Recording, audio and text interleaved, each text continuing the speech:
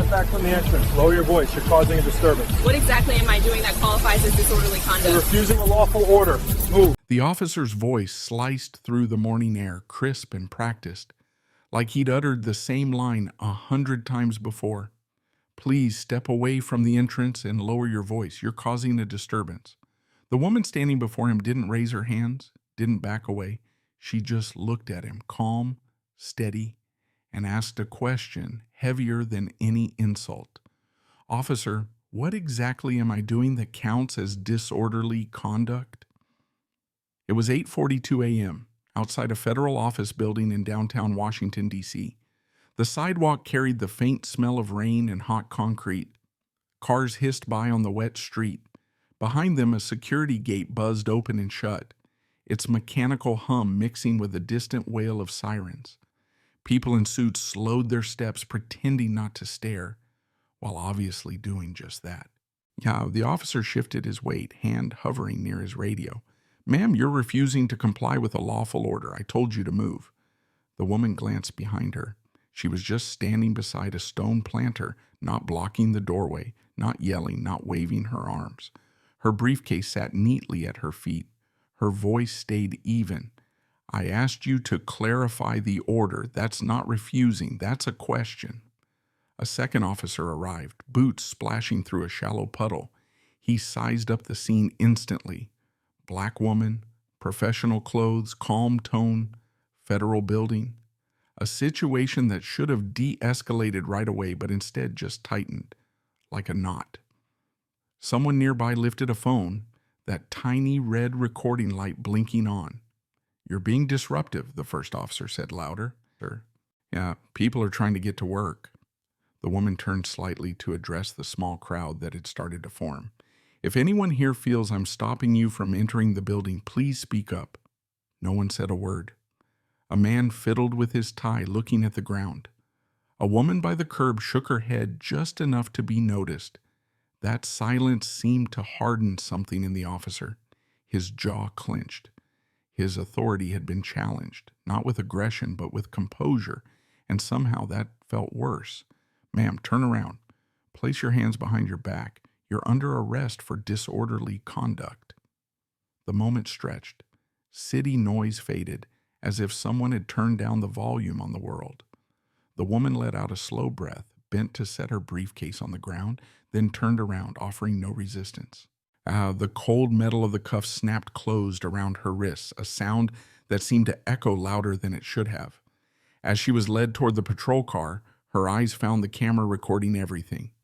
No panic there, no confusion, just focus. In her mind, statutes lined up in order.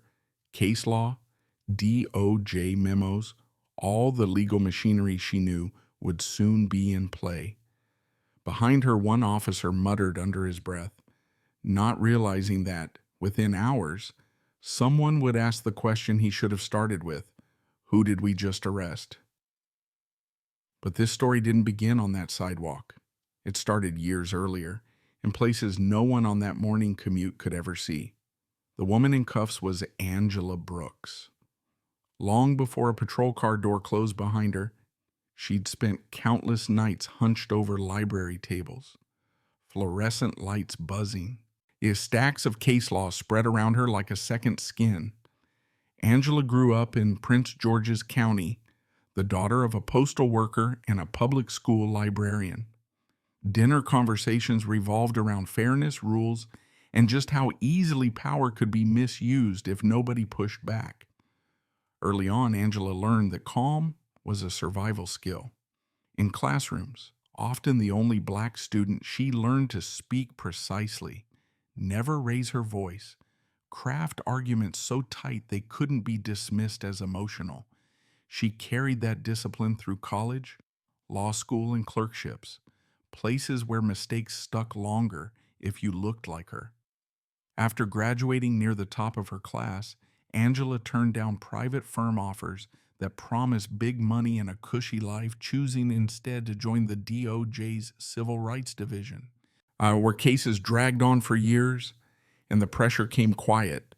She took on housing discrimination cases that seemed to never end, police misconduct suits that meant watching body camera footage frame by frame, voting rights cases where a single paragraph could decide the fate of thousands of ballots. By the time she became a senior litigator, Angela had argued in federal courts all over the country, deposed police chiefs, cross-examined officers who insisted they feared for their lives, while video behind them showed something else entirely. Internal DOJ emails called her meticulous and unflinching. She didn't chase headlines. Her power was preparation. Angela knew disorderly conduct statutes by heart. She'd written sections of training materials about how vague charges were often abused. While she'd mentored younger attorneys on recognizing retaliatory arrests where someone asserted their rights just a little too clearly, she'd spent years warning departments, calm defiance isn't a crime. Officer Ryan Keller, who arrested her, had his own backstory. 7 years on the force. Long enough to feel confident, not long enough to expect real pushback. He grew up in a suburb where police weren't often challenged. Authority was a one-way street. At the academy, he picked up procedure fast. De-escalation sounded great in theory, but in practice he relied on command presence. Voice first, hands second. On paper, his record was spotless.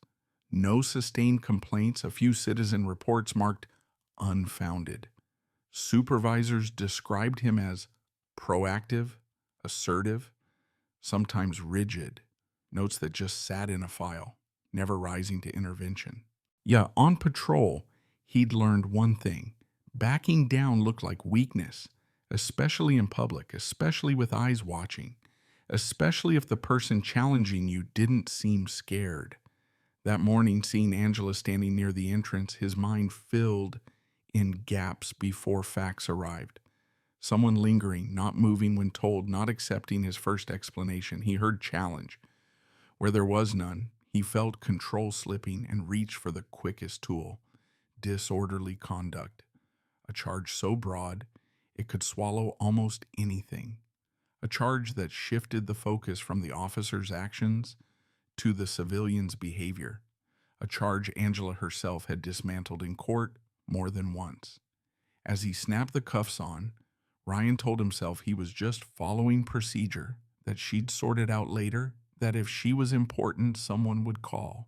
As this wasn't personal, what he didn't know was that Angela had trained entire DOJ teams on how moments like this unfolded, how officers often escalated, not from fear, but embarrassment, how silence from bystanders let bad decisions slide, how the paperwork would later try to justify a gut reaction. Inside the patrol car, Angela stared ahead. The partition smelled of plastic and cleaning supplies. The radio crackled with routine chatter. In her mind, she replayed the exchange, not with anger, but with a lawyer's clarity. The words used, the lack of any warning, the absence of actual disturbance. She recognized the irony. She'd litigated cases just like this. She'd warned police chiefs that one day they'd do this to the wrong person, not because she was more important, but because this time the evidence would be undeniable. As the car pulled away, the sidewalk crowd melted back into their day. But the imbalance created there didn't vanish. It traveled with her on cell phones and dispatch logs, waiting for the moment when names and titles would finally collide with old assumptions. The car door opened back at the federal complex, now drawing even more attention. Morning foot traffic was thicker. A line of employees waited near security, badges clipped to their chests, coffee cooling in their hands. When Angela Brooks stepped out, hands cuffed in front of her, people stared openly. She walked with no resistance, back straight, expression controlled. Keller stayed close, his voice low but firm, reciting instructions more for the crowd than for her. Stay right here. Don't move. Angela nodded once. She'd learned long ago that compliance didn't guarantee safety, but it narrowed the variables. A woman in line raised her phone higher. Another followed suit. Someone whispered, "That doesn't look right." A man in a navy suit stepped forward half a pace, then checked himself. No one intervened. Not yet. Angela spoke, still calm. "Officer, I'm a federal employee. My identification is in my bag.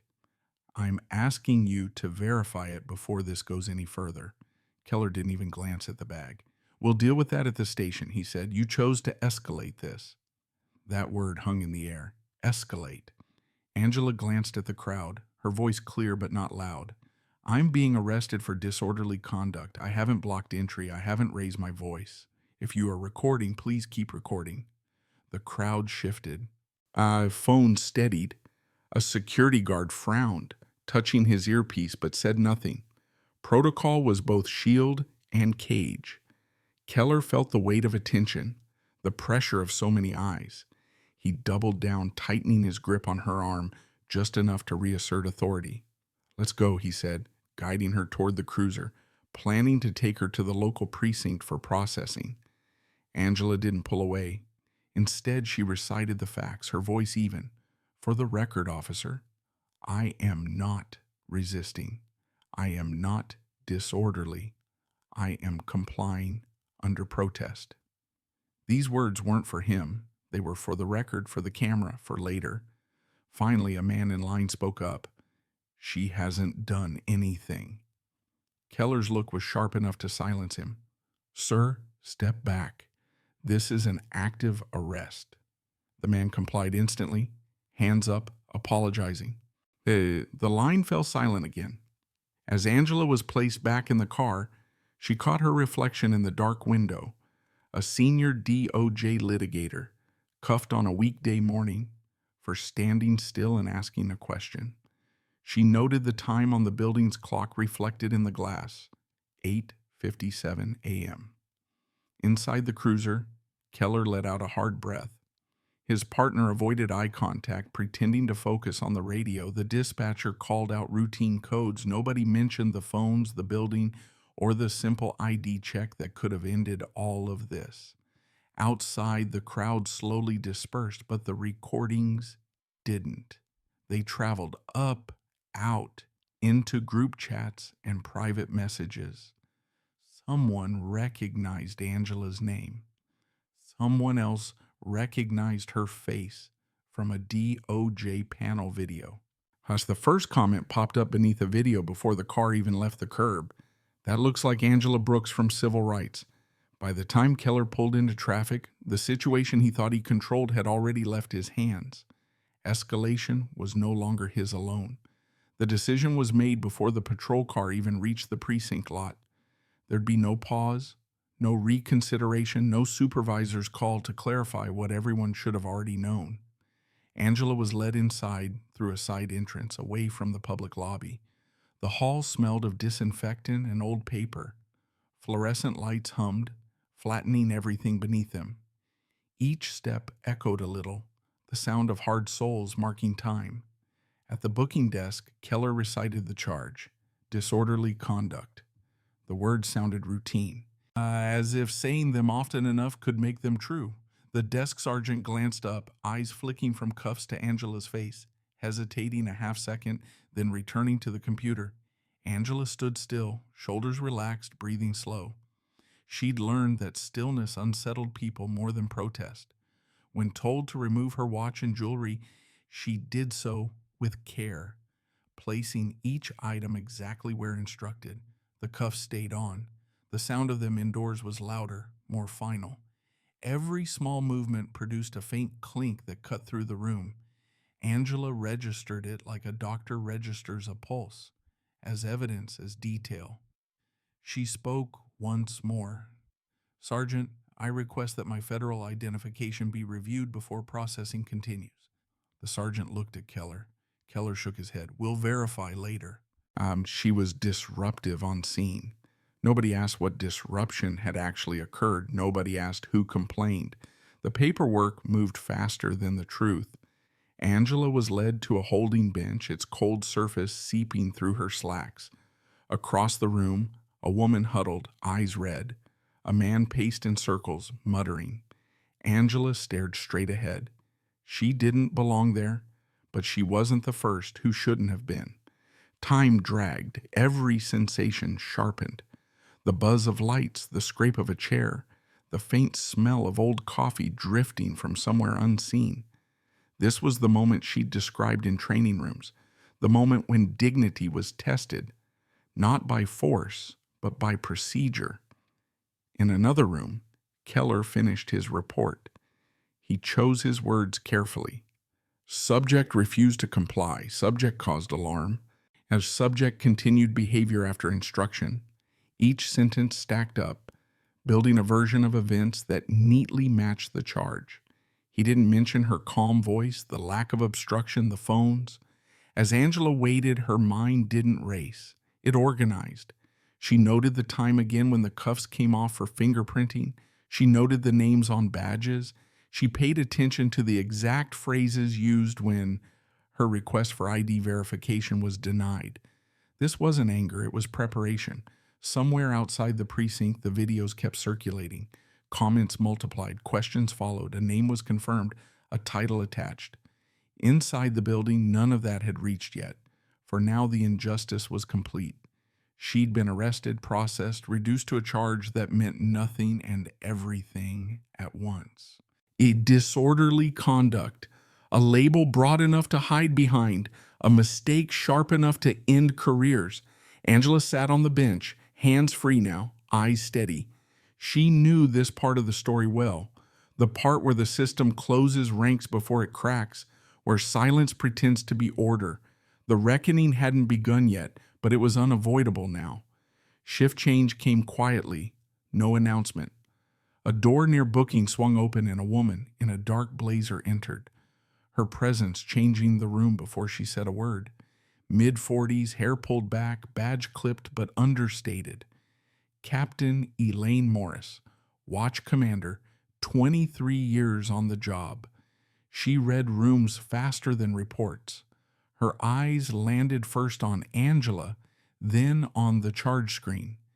Disorderly conduct, federal building, timestamp. Morris felt the weight of it immediately. She turned to the desk sergeant.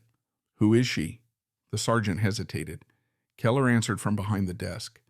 Subject was non-compliant and caused a disturbance outside the federal complex. Morris looked at Angela again. The posture, the stillness, the way Angela met her gaze without challenge, it didn't fit the words on the screen. Morris spoke evenly. "Ma'am, can you state your name for the record?" Angela didn't hesitate. "Angela Brooks, Senior Litigator, Civil Rights Division, United States Department of Justice." The room went quiet in a new way, not tense but focused. Morris's hands paused on the edge of the desk. She didn't look at Keller yet. She looked at the sergeant. "Bring me her identification. Now." Keller started. "Captain, we were going to verify later." Morris raised a hand. "Now." Angela's bag was retrieved. Yes, the credentials came out, slow and deliberate. DOJ ID, photo, seal, security clearance, documents Morris recognized from joint task forces and briefings. She checked the name against the DOJ directory with a quick call. Confirmation came in under 2 minutes. Angela Brooks, Senior Counsel, active, authorized. Morris closed her eyes for just a moment. When she opened them, the temperature in the room had changed. She turned to Keller. "Why wasn't this verified on scene?" Keller's mouth opened, then shut. "She refused to comply," he finally managed. Morris's voice stayed steady. "Refusal to comply with what?" Silence. Morris stepped closer to Angela. "Ms. Brooks, you should not have been arrested. This should have been resolved outside that building. I'm authorizing your immediate release." Angela nodded once. I'd like a copy of the incident report, all body camera footage, and the names of everyone involved." Morris nodded back. "You'll have them." Around them, officers looked away. The truth had arrived, and it didn't have to raise its voice. Morris turned back to Keller. "You're relieved from duty pending review. Turn in your weapon and badge."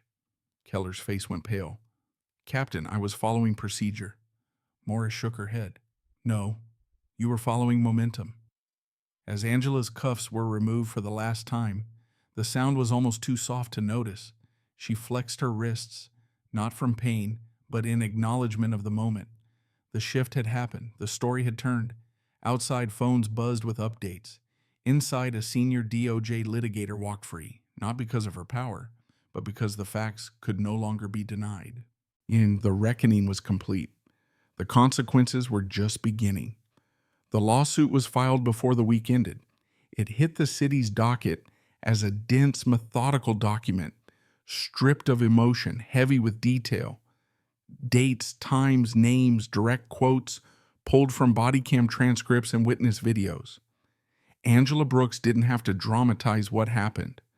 The facts spoke for themselves. The complaint named Officer Ryan Keller personally. It named the department.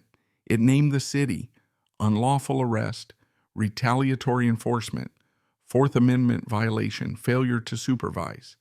Every claim tied to a specific moment, already recorded, replayed, slowed down frame by people far outside the courthouse.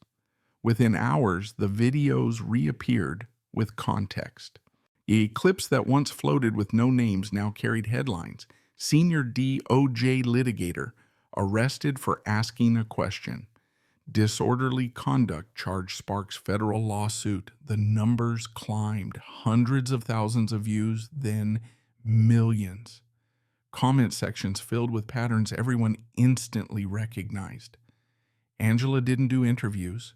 She let the documents speak. The department released a statement. An internal review is underway. We take this matter seriously. The language was careful, non-committal, already out of date. Internal Affairs launched its investigation with an urgency that felt new. Keller's body cam footage was reviewed alongside dispatch audio and witness recordings. The timeline didn't bend. There was no crowd interference, no raised voice, no obstruction. The justification for disorderly conduct collapsed under its own weight. Then the review widened. Keller's previous reports were pulled, not just complaints, but his language. Repeated use of vague charges when challenged. Old notes from supervisors resurfaced. Assertive, needs improvement with de-escalation, never escalated themselves. By week 3, Keller was terminated. The letter cited failure to follow protocol, improper arrest, and conduct unbecoming an officer. His appeal never made it past the initial review. The evidence was too clean, the context too public. Momentum had shifted again. The city moved quickly after that. Maybe too quickly, some said. Settlement discussions started before depositions even wrapped. Angela's lawyers didn't rush. They understood leverage, timing. When the settlement was announced, the number landed hard, $750,000. The city insisted no admission of wrongdoing. But the consent decree told a different story. Mandatory credential verification, revised disorderly conduct guidelines, automatic review of body cam footage for arrests near government buildings, updated training, oversight. Angela accepted the settlement quietly. She didn't celebrate. She redirected most of it to civil rights training, legal aid, and community Know Your Rights programs she'd once recommended in meetings that went nowhere. For the department, fallout lingered, command staff reshuffled, policy memos circulated, officers reminded, calm resistance isn't a crime.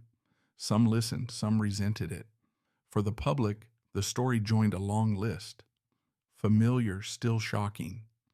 The difference this time was proximity. The person in cuffs knew the law well enough to force accountability. Angela returned to work the next Monday. Same building, same entrance. This time security just nodded her through. No sirens, no commands, just the quiet weight of what had changed and what hadn't. Justice had moved, not neatly, not quickly, but unmistakably.